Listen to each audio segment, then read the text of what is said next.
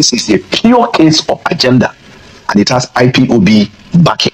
That since IPOB and its leaders are followers of Jewish or Judaism religion in the East, white clothing Christian religionists and their churches somewhere in the Southeast, that they classify this IPOB because they look like they are Jewish people, and that is why they are killing them in the Southeast.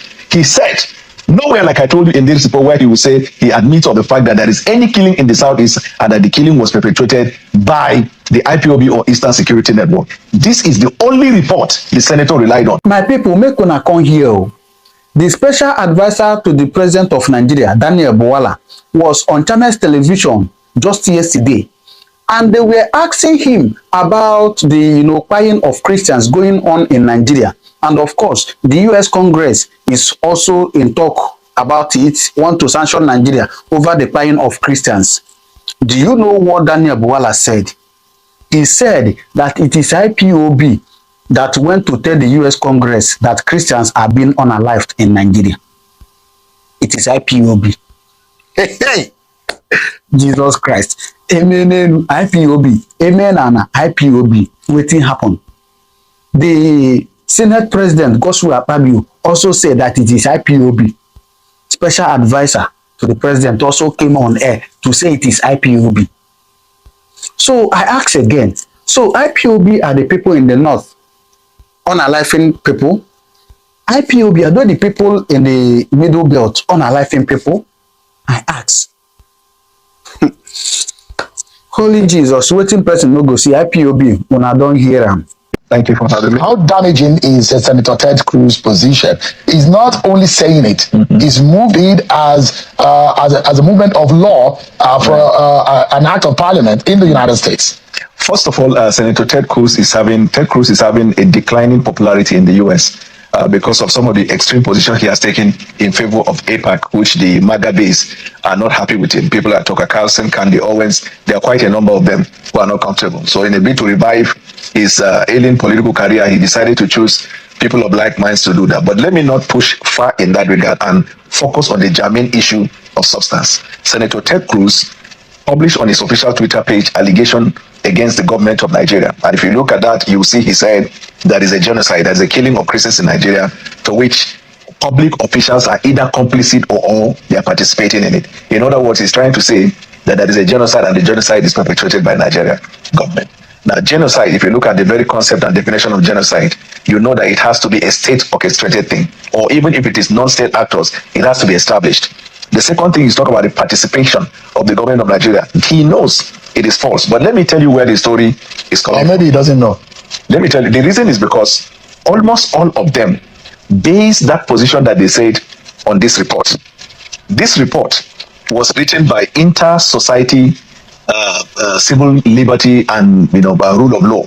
They call them International Society for Civil Liberties and Rule of Law. It is founded in Nigeria and it is somewhere in Onitsha.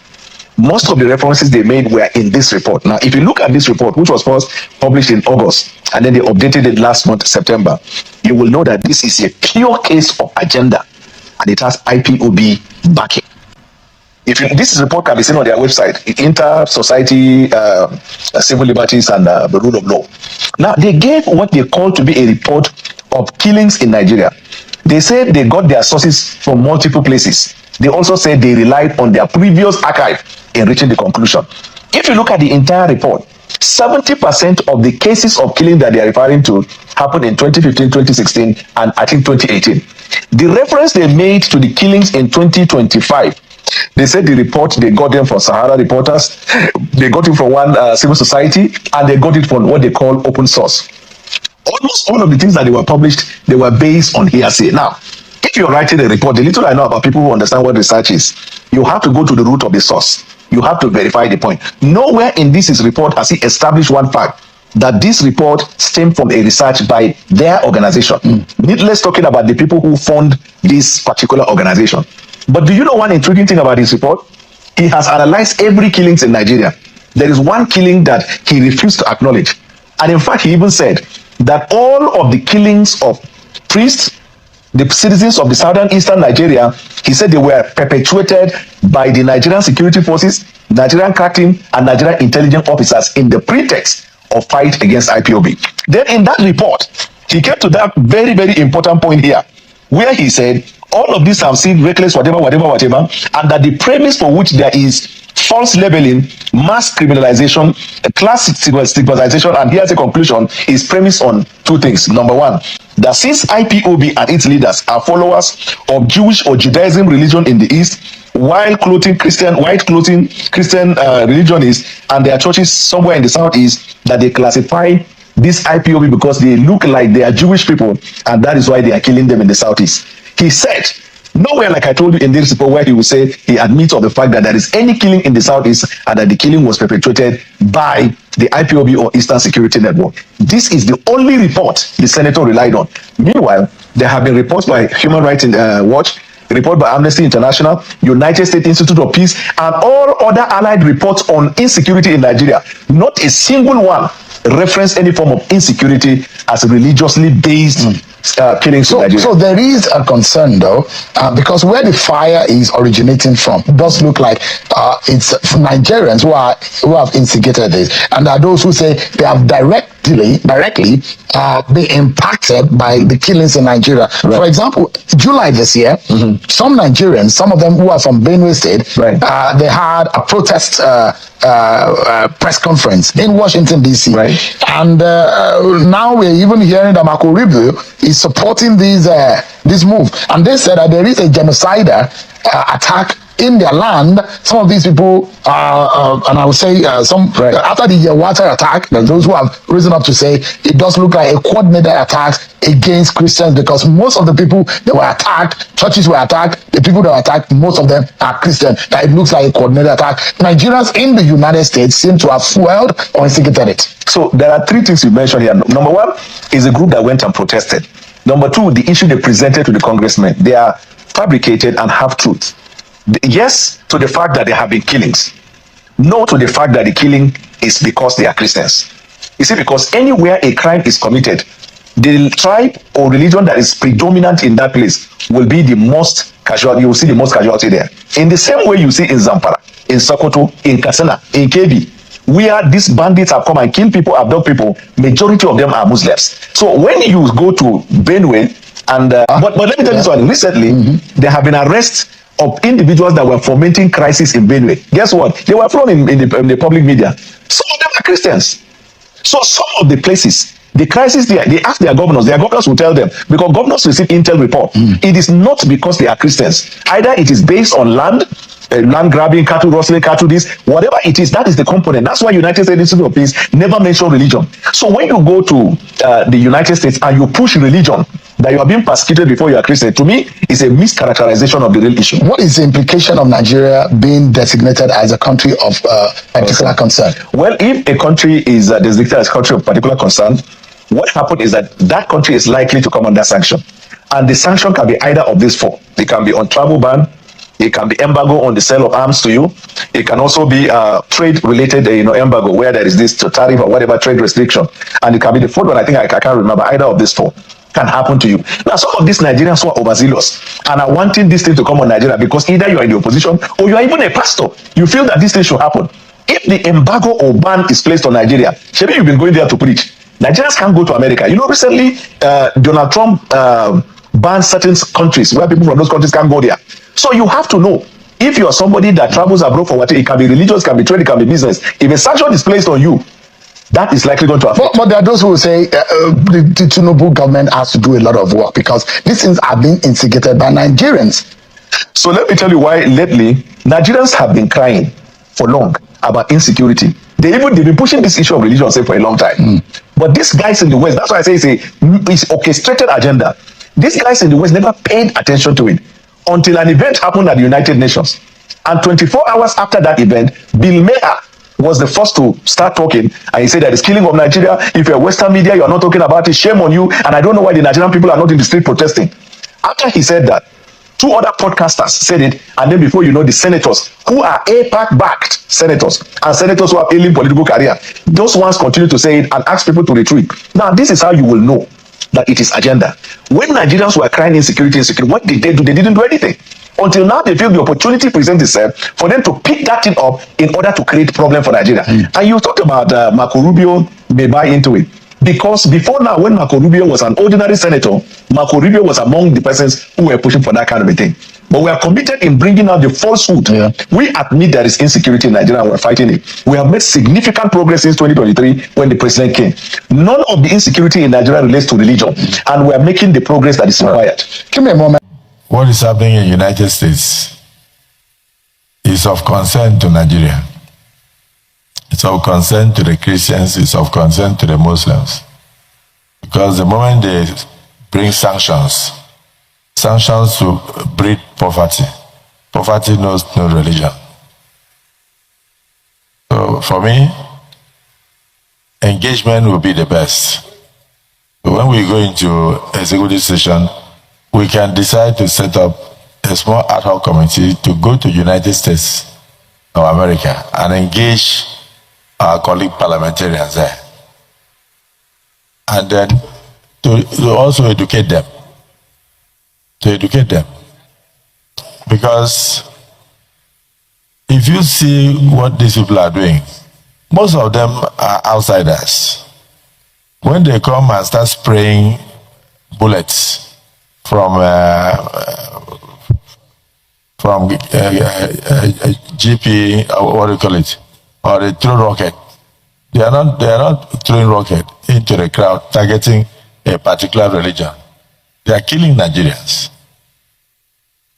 I don't know who will now go and sit down and bring out maybe the dead bodies and say, this one is a Christian, this one is from this family, this must be a Muslim. So we are facing a situation whereby these terrorists are trying to terminate the lives of Nigerians.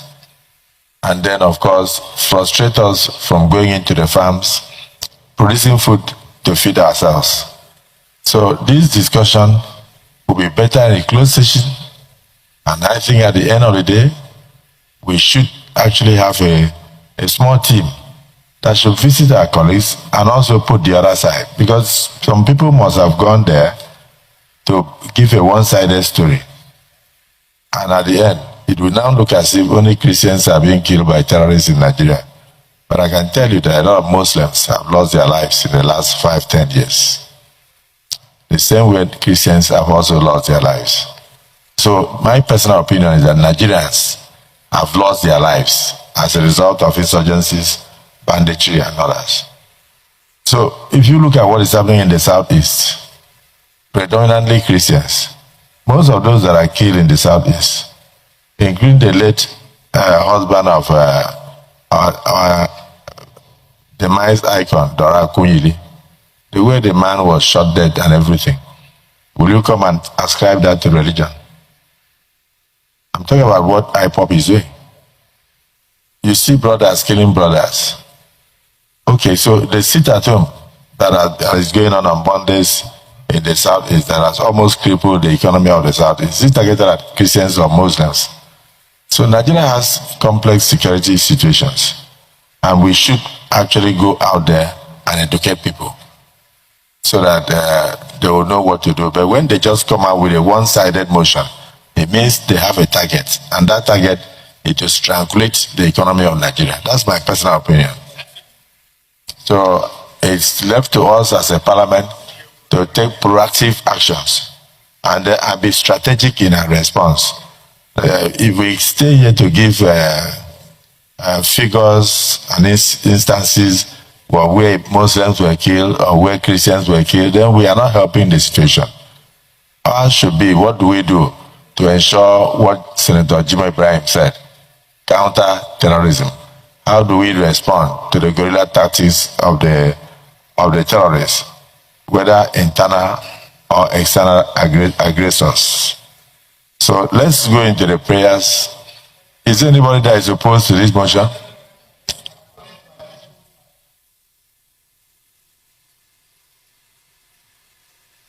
No, I was about to look at your side because I think a lot of heavalists have also been killed in the. Is there anybody that is opposed to this motion? Okay, so let me thank distinguished Senator Alain Dume for bringing this motion to the fore, and to say that if we restrict ourselves to the prayers here, we will tend to miss the point. The issues are too complex. The actions of the international community, very worrisome and capable of having adverse effects on Nigerians of all faiths and the economy of the country. It's also capable of affecting the dignity of Nigerians wherever they go to. Therefore, we must have a strategy to approach this issue. And so, leader of the Senate, my personal opinion is that this has been brought to the fore of the Senate, and then we must have exhaustive deliberations in closed session on this, and then we must also come up with a strategy to correct the misinterpretation, the misinformation, and at the same time educate the international community. So we may not need to go into item by item on these prayers. Yes. Thank you, Mr. President, and distinguished, well spoken. My motion actually will be one to say that we recognize that this motion has been thoroughly debated, and that no member of this Senate is opposed to this motion. However, in view of the sensitivity of the issues involved, I would just say that let our resolution here today on the basis of this motion be that as a Senate, it is our conviction that the insecurity problem, the insecurity challenge in Nigeria is not religion-driven. And having said that, as a resolution on the basis of our discussion here, that we will now step down further consideration of this motion, especially the prayers, till the next legislative day, which is Tuesday next week, when we can have our executive session, to discuss these prayers as well as other related matters, and also our impending security summit, and possible delegation that we may be sending to the international community. I believe these are things that we need to resolve in an executive session, and then we'll be able to take a final decision, and then you can come back to plenary to report progress on our discussion in that regard. But again, I say that let it be resolved that this Senate is totally in support of this motion, and it is the view of this Senate that our insecurity challenge in Nigeria is not religion-driven. I so move, Mr. President. I represent Bauchi Central. Based on the position adequately raised by the Senate leader, I second the motion most appropriately that this motion is unanimously agreed, adopted, but proper reaction to this motion should be stepped down until when we have an executive session on Tuesday next week to come up with appropriate mechanisms in dealing with this matter, as criminality and crisis in Nigeria is not driven by religious sentiment. I so second, Mr. President. Support that this motion is noted and accepted by the Senate, but further to have a comprehensive discussion on ways and means of responding to the international threats to Nigeria, particularly where insecurity in Nigeria is multifaceted and not only religious driven, but very complex, so that we can come up with a proper strategy that will not only address the issues, but also clean the image of Nigeria so that we don't criminalize any particular section or any particular religion. Those in support of this submission say aye. Those against say nay. The ayes have it. So we thank Senator Ndume for bringing this to the fore. We have noted it. We will go into executive session on Tuesday, sit down and discuss the strategy of engagement and our response so that it will be multifaceted, and other areas will have been consulted, such as the Ministry of Foreign Affairs, the Presidency and others, so that we know ways to address the proposed bills in the United States, Canada, or any other place, and particularly we know how to address the views of the international community and assuage the feelings of Nigerians. For it to be a primary forum for both shaping and articulating the policies of the United States towards Africa. I believe that China is a global threat that must be confronted globally. And that means region by region, territory by territory, and nation by nation. The challenges posed by China and Africa are vast. However, there are also immense opportunities for advancing America's national security interests. Today's hearing focuses on China's dominance of critical minerals in Africa and on the importance of strengthening U.S.-Africa partnerships to secure the United States supply chain of critical minerals. We face acute threats to those supply chains, and there are enormous opportunities for American businesses to flourish in Africa. For years, the Chinese Communist Party has been working systematically to dominate Africa's critical mineral sector. China is pouring billions into its Belt and Road Initiative. It uses infrastructure loans to trap African nations in debt and then leverages that debt to secure mining rights, as it does in so many other contexts to advance Chinese interests. China has gained control over cobalt, lithium, and other rare earth minerals in countries like the Democratic Republic of Congo, Tanzania, and Zimbabwe. The CCP's activities have enabled China to attain a dominant global role in the processing and refinement of critical minerals, and to dramatically influence global supply chains, availability, and prices. Today, China refines more than 70% of the world's cobalt and controls a vast share of rare earth processing. That should alarm every American, because it means the economy, the energy transition, and even the defense supply chains depend on the Chinese Communist Party. The United States relies heavily on China to refine critical minerals, even those that originate in Africa. It is a glaring, persistent, and acute national security threat. No doubt, wherever possible, we should be seeking to onshore our critical minerals supply chain. In my home state of Texas, there are bold initiatives taking place to ensure. All right. So after hearing all this, what do you make of it? IPOB, now. That sounds funny. Anyway, do want to drop your comment in the comment section what you think, all right? I'll see you in my next video. There are so many updates I want to share with you. Thank you very much, and may God continue to bless you.